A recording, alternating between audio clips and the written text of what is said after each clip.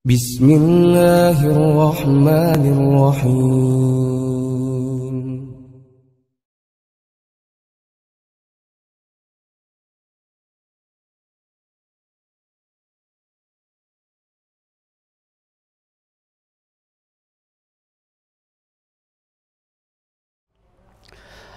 Alhamdulillah wa syukru ala ni'amillah. Asyhadu an la ilaha illallah wahdahu la syarikalah wa asyhadu anna Muhammadan abduhu wa rasuluh, amma ba'du.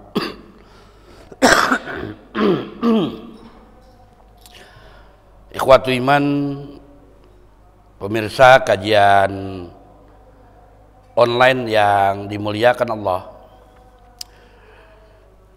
Pada pertemuan yang lalu diungkapkan tentang bagaimana Allah Subhanahu wa ta'ala menyatakan dengan ungkapan alimtum walaqad alimtum, yaitu berkaitan dengan orang-orang Yahudi,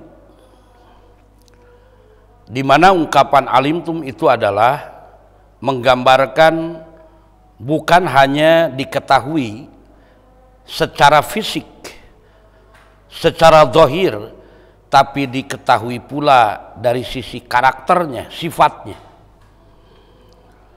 Yang mana orang-orang Yahudi, mereka mempunyai karakter mengingkari keterangan-keterangan yang sudah jelas, mempunyai karakter mendustakan sesuatu yang sudah terang benderang benarnya. Maka pada ayat selanjutnya, yaitu ayat 67 hingga ayat ke-72, nanti akan dijelaskan. Yang akan dijelaskan pada ayat ini adalah merupakan bukti bagaimana orang-orang Yahudi mereka menghindar dari satu ketentuan yang sudah jelas, sehingga berbagai upaya mereka lakukan agar terhindar dari tuntutan tersebut. Padahal tuntutan yang disampaikan oleh Allah Subhanahu wa ta'ala itu sebetulnya ketika kita lakukan, ketika dilaksanakan, itu adalah tuntutan yang tidak sulit. Namun dikarenakan orang-orang Yahudi, mereka itu orang-orang yang rewel, dinyatakan, dijelaskan oleh para ulama, yang mana mereka rewel dalam urusan agama. Mereka banyak bertanya bukan karena ketidaktahuan, mereka minta penjelasan bukan karena ketidakjelasan, tapi justru pertanyaan yang mereka ungkapkan adalah untuk menghindar dari tuntutan yang sudah jelas kepada mereka. Makanya ikhwatu iman yang dimuliakan oleh Allah Subhanahu wa ta'ala, wajarlah kalau kemudian pada surat Al-Maidah ayat yang ke-101 Allah Subhanahu wa ta'ala menjelaskan tentang mereka, yang mana Allah menjelaskan, yang artinya, wahai orang-orang yang beriman, janganlah kamu menanyakan kepada nabimu hal-hal yang jika diterangkan kepadamu niscaya akan menyulitkan kamu. Artinya bukan bertanya karena ketidaktahuan, bukan bertanya karena ketidakfahaman, tapi bertanya yang demikian, yang dilarang itu adalah dalam upaya mereka menghindar dari tuntutan. Kemudian juga dalam ayat yang akan kita bahas ini, Allah Subhanahu wa ta'ala menjelaskan bahwa yang diperintah oleh Allah itu sederhana, sesuatu yang mudah didapatkan, tapi ternyata mereka dengan bertele-telenya bertanya kepada Nabi Allah Subhanahu wa ta'ala sehingga menjadi sulit bagi mereka. Dan intinya mereka adalah untuk meremehkan perintah-perintah yang dibawa oleh Nabi Allah, sehingga dengan demikian berbalik kepada diri mereka sendiri. Ikhwatu iman yang dimuliakan Allah Subhanahu wa taala, hal ini terjadi yaitu berkaitan dengan perintah Allah Subhanahu wa taala ketika terjadi satu pembunuhan di kalangan mereka, di mana orang yang membunuhnya ini tidak diketahui, sehingga mereka sulit untuk mencari kemudian menghukumi orang yang membunuhnya. Makanya dalam kondisi yang seperti ini, mereka bertujuan untuk meremehkan Nabi. Mereka bertujuan untuk melemahkan Nabi di hadapan orang-orang, sehingga mereka menyatakan, bagaimana kalau kita tanyakan kepada orang yang disebut Nabi tersebut. Tentu saja tujuan mereka bertanya kepada Nabi ini, yaitu kepada Nabi mereka yang diutus saat itu, Nabi Musa alaihi salam. Mereka bertanya, mereka datang meminta penjelasan, bukan untuk kejelasan, tapi agar mereka terhindar dari tuntutan. Makanya dijelaskan di dalam ayat yang ke-67 surat Al-Baqarah, Allah Subhanahu wa taala menjelaskan, a'udzubillahi minasyaitonir rajim. Idz qala Musa liqaumihi. Dan ingatlah ketika Musa berkata kepada kaumnya. Apa? Innallaha ya'murukum an tazbahu baqaratan. Sesungguhnya Allah menyuruh kalian untuk menyembelih sapi betina. Jadi baqaratun itu adalah sapi betina, sedangkan sapi jantannya disebutnya saurun. Yang disebut dengan sapi betina itu baqarah, sedangkan untuk sapi yang jantan disebutnya as-sauru. Nah, dengan ada penyebutan baqarah di sini, maka kemudian menjadi surat, nama surat yang sedang kita bahas. Kalau kita perhatikan, perintah dari Allah itu sederhana. Jika kalian ingin mengetahui siapa yang membunuh orang tersebut, yang mereka tanyakan kepada Nabi Musa alaihi salam, maka Allah memerintahkan kepada Musa untuk mengatakan kepada kaumnya dengan ungkapan untuk menyembelih baqaratan, sapi betina. Mudah.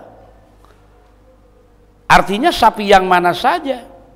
Tidak disebutkan sapi dewasa ataukah masih anaknya, apakah sapi warnanya seperti apa dan lain sebagainya. Yang jelas baqaratan, sapi betina saja.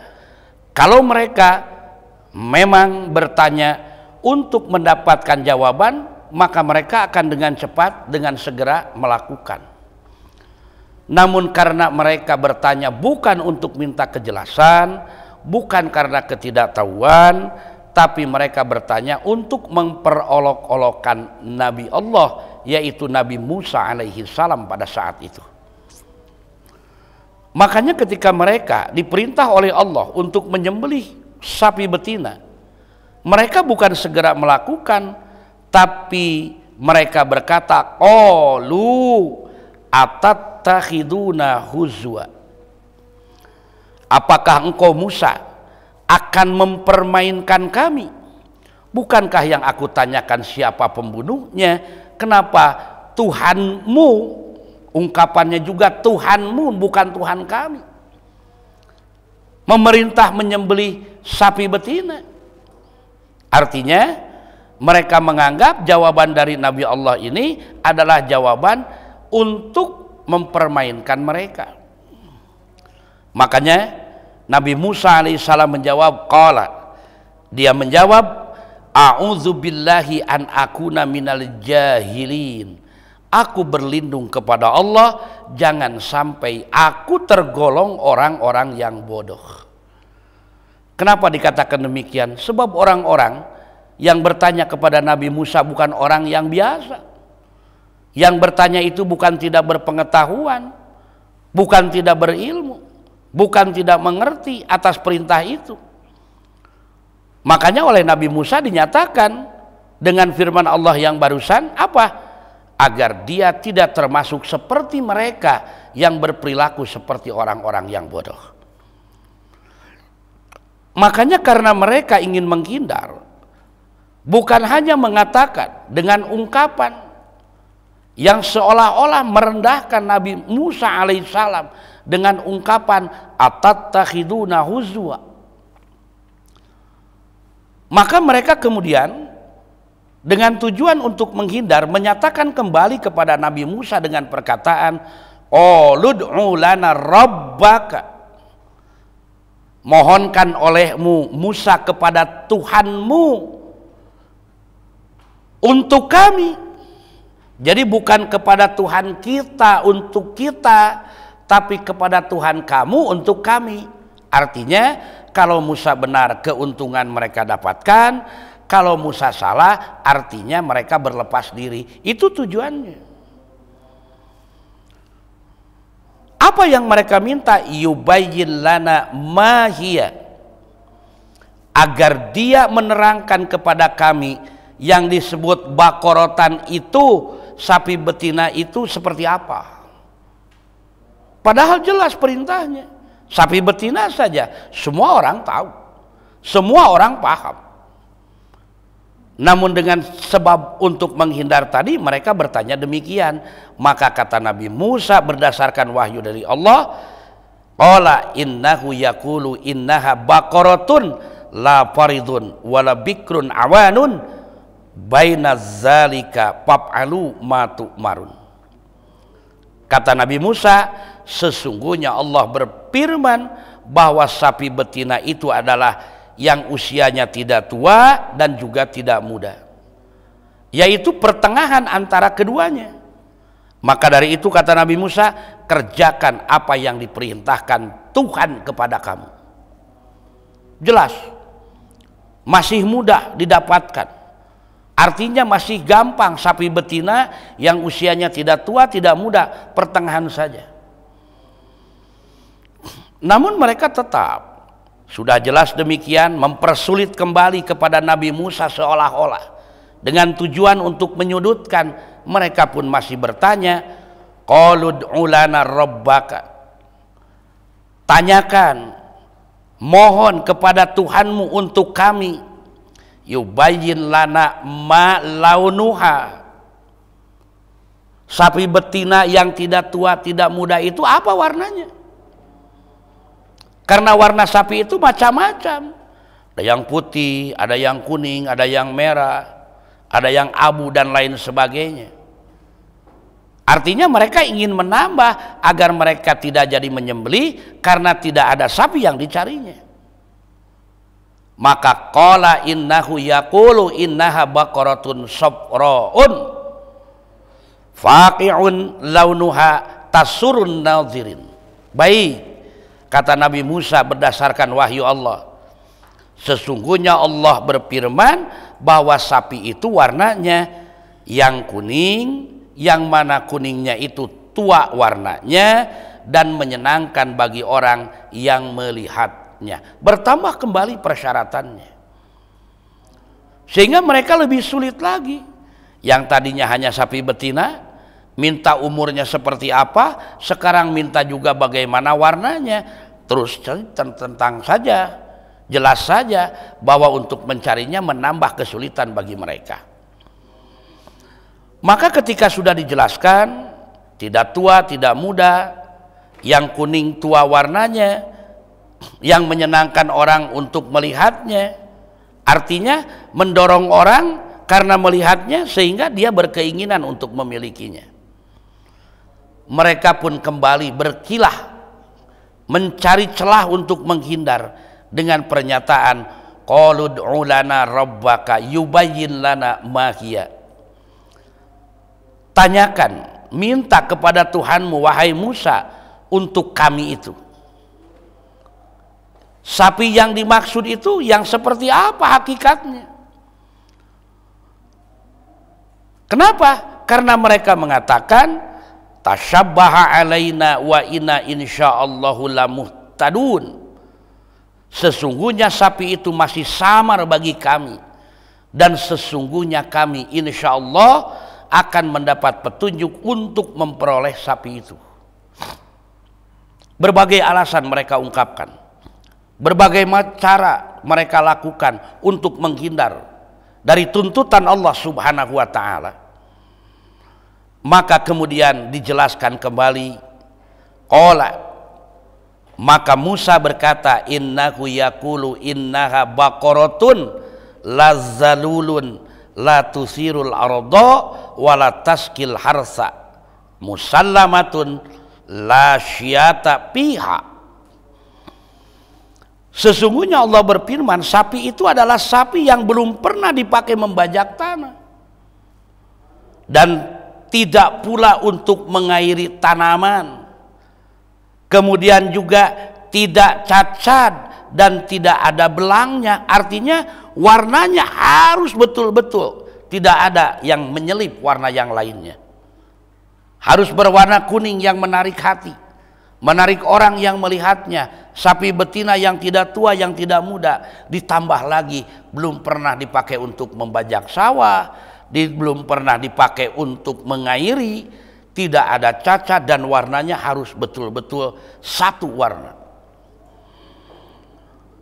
Maka kemudian mereka bertanya, dalam arti setelah dijelaskan, barulah mereka mengatakan, qalul ana ji'ta bil haqqi fatadbahuha wa makadu yaf'alun.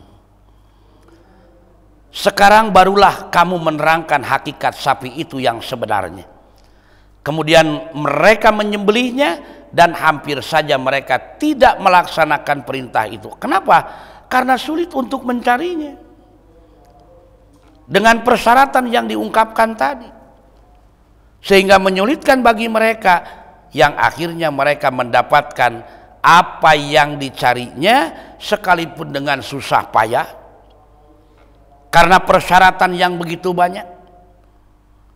Mereka mendapatkan dengan harga yang begitu tinggi, yang dalam satu keterangan diungkapkan bahwa harga sapi itu dihargakan dengan nilai emas seberat sapi tersebut, berapa ratus kilo. Artinya dengan jumlah yang mahal yang harus mereka tebus. Kenapa? Karena mereka rewel dalam agama, mereka berusaha menghindar dan mempersulit diri, padahal hal itu adalah sesuatu yang mudah untuk dilakukan. Makanya yang tadinya mereka akan mengolok-olok Nabi Musa, tapi oleh Allah dibalas olok-olok mereka dengan cara dibebankan sesuatu yang mereka minta sendiri, sehingga memberatkan bagi diri mereka. Padahal terkait dengan hal itu dijelaskan di ayat selanjutnya. Apa? Wa id qataltum nafsan fadara'tum fiha wallahu mukhrijum ma kuntum taktumun. Dan ingatlah ketika kamu membunuh seorang manusia, lalu kamu saling tuduh tentang itu, dan Allah hendak menyingkapkan apa yang selama ini kamu sembunyikan. Jadi penjelasan tentang kenapa harus mengadakan sapi yang tadi di belakang, itu teknik penulisan, bentuk dan cara penulisan Al-Quran, yang tentu saja cara Allah menyampaikan. Karena dalam tulisan yang kita buat pun kadang-kadang menjelaskan dulu terjadi prosesnya, baru dijelaskan di belakang kenapa hal itu dilakukan, karena ini.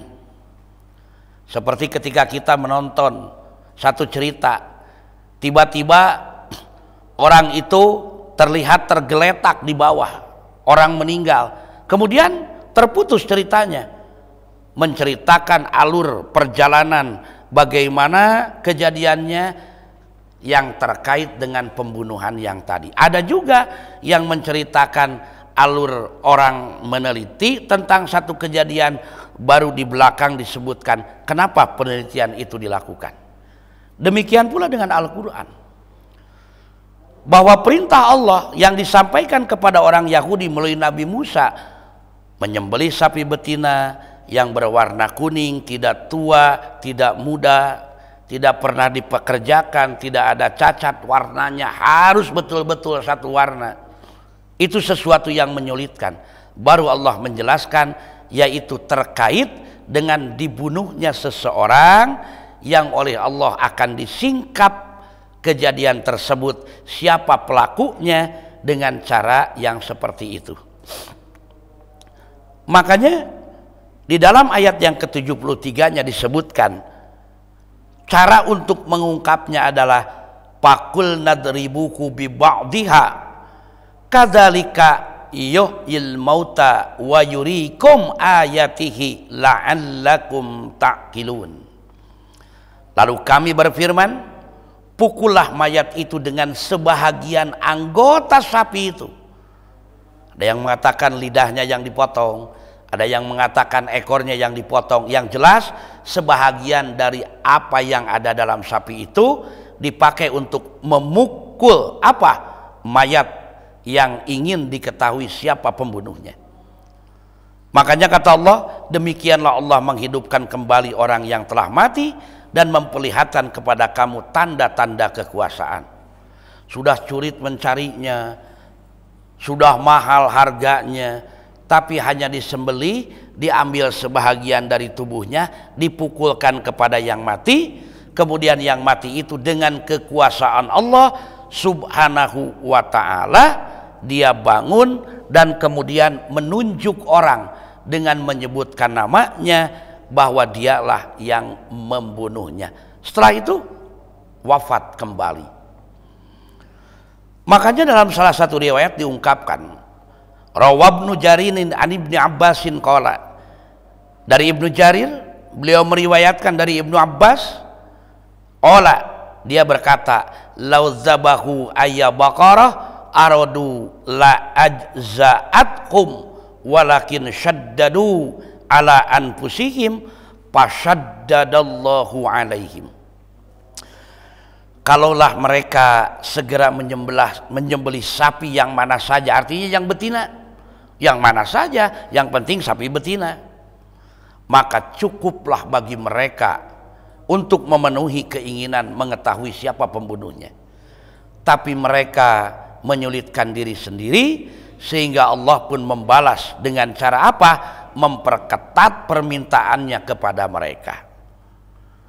Maka di sini terlihat dari alur cerita kisah yang ada dalam Al-Quran terkait hal ini, bahwasannya ketika Allah memerintahkan sesuatu, laksanakan, jangan kemudian kita menuntut untuk menghindar, bukan untuk meminta kejelasan.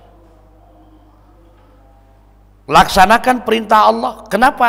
Karena perintah Allah itu sudah diukur dengan kadar kemampuan yang ada pada diri seseorang. La yukallifullahu nafsan illa wus'aha. Maka dari itu kita dapat mengambil banyak pelajaran dari kajian tersebut, bahwasannya agama itu enteng, agama itu mudah. Yang seringkali mempersulit bukan agama, tapi orang yang terkena tuntutan dengan agama. Seperti halnya orang-orang Yahudi, kalaulah mereka mau untuk mewujudkan perintah Allah, tinggal melaksanakan di perintah yang pertama, tapi karena mereka ingin menghindar, akhirnya menjadi menyulitkan bagi diri mereka masing-masing. Itulah barangkali yang dapat saya sampaikan. Semoga dengan beberapa ayat surat Al-Baqarah 67 sampai yang ke-72 memberikan pelajaran kepada diri kita, bahwasannya mewujudkan perintah Allah satu hal yang mudah, tinggal kemauan dalam diri kita masing-masing. Aqulu qauli hada wa astaghfirullah li wa lakum. Assalamualaikum warahmatullahi wabarakatuh.